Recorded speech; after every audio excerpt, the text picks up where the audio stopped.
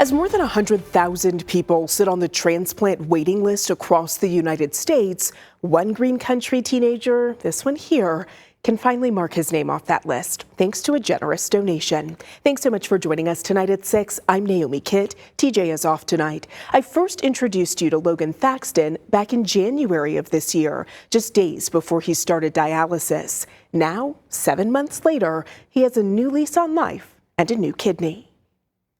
Hooked up to machines, in and out of hospitals, dialysis. It was once 15-year-old Logan Thaxton's whole life. I don't think he was sad or depressed. He just didn't have anything to give. His body was shutting down.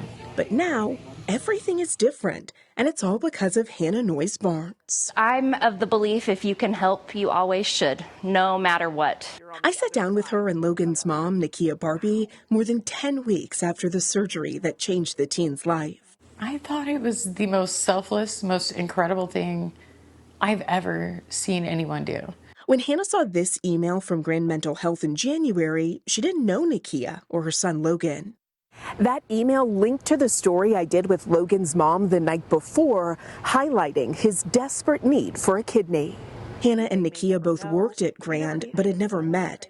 Living in Veneta, Hannah had seen these car decals in town, and after the email, she picked up the phone right away. I honestly just could not imagine watching and waiting for one of my children to pass away.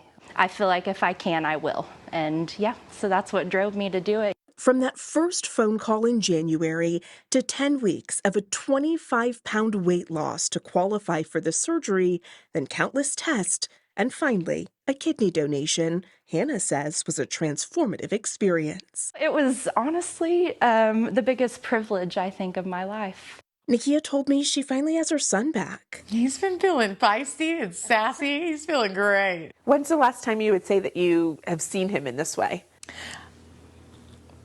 When he was like 5 or 6, probably. He's acting like a regular teenager now. The donation is not only life-changing, it's rare.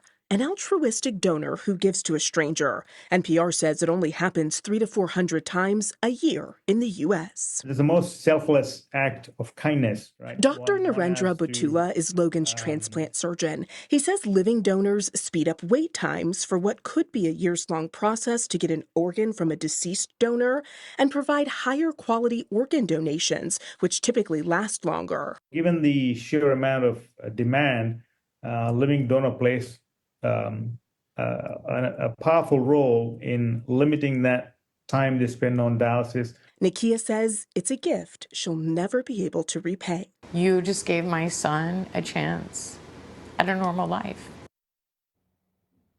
I learned that Logan will get to go back to school in person in August. It'll be the first time since last fall. If you're interested in learning more about organ donation, specifically with OU Health, we do have those resources for you over on our website at kjrh.com.